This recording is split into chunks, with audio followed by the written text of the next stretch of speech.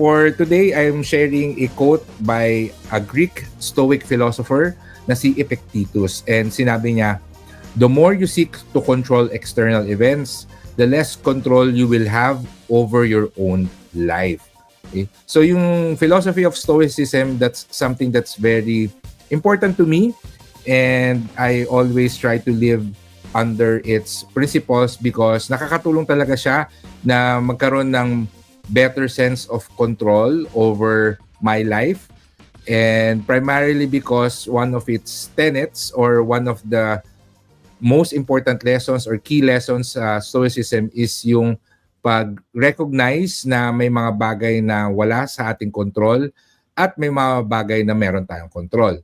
At katulad nung sinabi ni Epictetus dito sa quote niya, the more you seek to control external events, the less control you will have over your own life. Under the perspective of personal finance, especially in recent months, maraming nagtatanong sa akin kung ano ba raw ang pwede nilang gawin sa investments nila dahil honestly speaking, the Philippine stock market has been going down in recent months, and kahit na naka-long-term investment ka since 2016 ay mukhang walang pinupuntahan yung investments natin, no?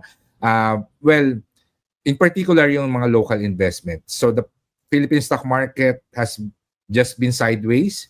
Ang kumita lang, I would like to assume, are the stock market traders. But if you're a stock market investor in the local Philippine stock market, then most likely walang masyadong gains yung iyong portfolio. And a lot of people have become skeptical about the investing in the local stock market because of that. And they are trying to see ano ba yung mga pwede nilang gawin, ano yung saan pwede mag-invest. So, it's important to remember itong sinabi ni Epictetus na yung galaw ng ating Philippine market, ng ating economy, wala talaga tayong control dyan. And it's important to be updated of what's happening, but we cannot really will it to go up, no? May mga kilala kasi ako talagang naghihintay lang na umakyat, nagdadasal, basta kung ano-anong ginagawa. But I tell them that you should not waste most of your energy in looking at the market and just waiting for it to go up. We should also look at what are the things that we can do to improve our finances. And particularly, I would emphasize to continue saving and budgeting kasi that will be the best way to create more funds that you can invest. Number two, to study alternative investments or specifically how to invest in the global market because that's where the opportunity is right now.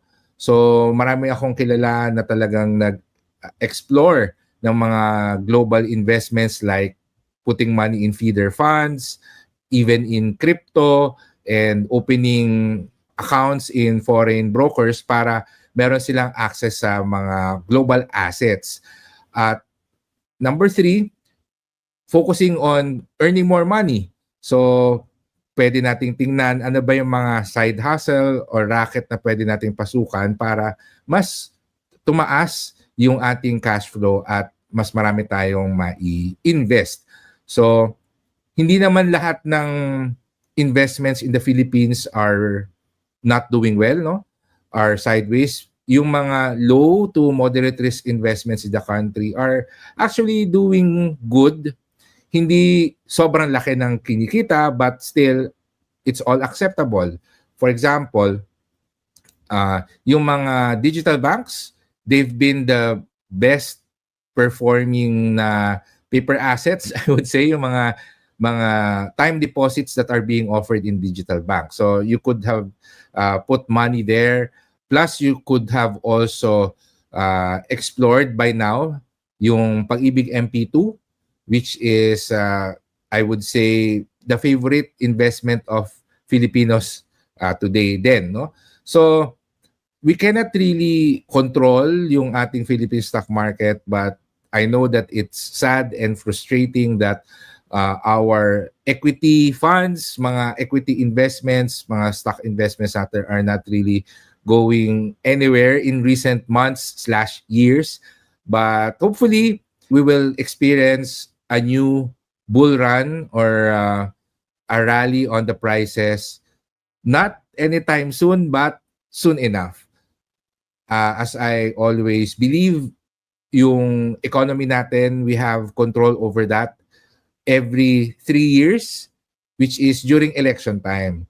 So the best way to take care or to control the direction of the Philippine economy is during election time, wherein we will choose candidates and vote for those na alam natin na marunong sa ekonomiya at marunong gumawa ng mga policies para paunlarin ang Pilipinas. Okay? So again, when it comes to our finances, it's important to be updated of what's happening sa external events, but ultimately, the actions that we can control are our personal habits, are our ethics when it comes to working, and also in our decisions in where to invest.